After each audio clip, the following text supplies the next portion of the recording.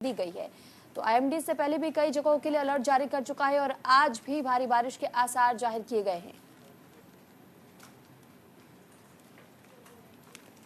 तो इस बीच आपको बता रहे हैं कि बूंदाबांदी ने उमस बढ़ा दी है। न्यूनतम तापमान सामान्य से 1.5 यानी कि 1.5 डिग्री कम रहने की आशंका है। 25.4 डिग्री सेल्सियस दर्ज किया गया। तो वहीं अधिकतम तापमान की अगर बात करें तो 2 डिग्री की गिरावट दर्ज की गई है।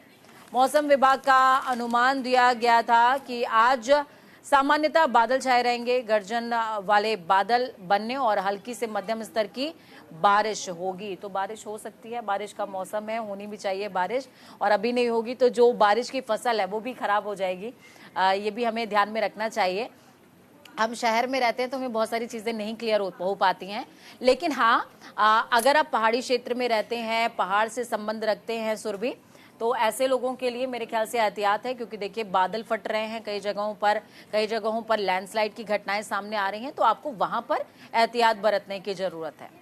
बिल्कुल। और पूजा, देखिए जैसा कि आपने जिक्र किया कि अगर पहाड़ी क्षेत्रों की बात की जाए, अब हिमाचल की अगर हम बात करें तो हिमाचल में एक बार फिर से भारी बारिश का कहर देखने को मिल सकता है। 97 सड़कें अब तक बंद कर दी गई हैं, क्योंकि कई जगहों से पहाड़ से चट्टानें दरक रही हैं और ऐसे में कई रास्ते जो कि पूरी तरीके से प्रभावित हुए हैं और वो रास्ते इस वक्त बंद हो चुके हैं। मलबे का ढेर इस वक्त सड़कों पर लगा हुआ है।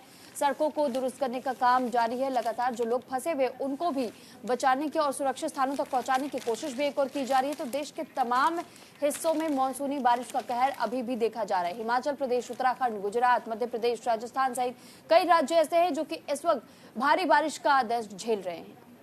बिल्कुल। और बीते दिन देखिए हिमाचल के समेज में जिस तरीके की तबाही सामने आई थी, शिमला, मंडी, बिलासपुर, चंबा, इन तमाम क्षेत्रों के अंदर जिस तरीके से भारी तादाद में नुकसान हुआ है, कई लोग बेघर हो गए हैं। और वायनाड में भी देखिए तबाही का मंजर देखने को मिला है। और लगातार न्यूज़ इंडिया अपील कर रहा है, हम आपसे अपील कर रहे हैं, और सुरभि भी मेरे ख्याल से अपील यही करेंगे जो मैं कर रही हूं, कि आप पहाड़ी क्षेत्रों को कुछ दिनों के लिए अवॉइड ही कीजिए। अगर आप बाहर पर्यटन के लिए भी जाना चाहते हैं तो नदी के किनारे वाले क्षेत्रों को अवॉइड कीजिए, क्योंकि इस समय अगर आप प्रयागराज भी जाना चाहते हैं तो वहां भी गंगा का जलस्तर बढ़ा हुआ है। देखिए हम तस्वीरें देख भी रहे हैं कि माँ गंगा जो है वो नदी के किनारे जो हनुमान जी हैं उनका अभिषेक कर रही हैं।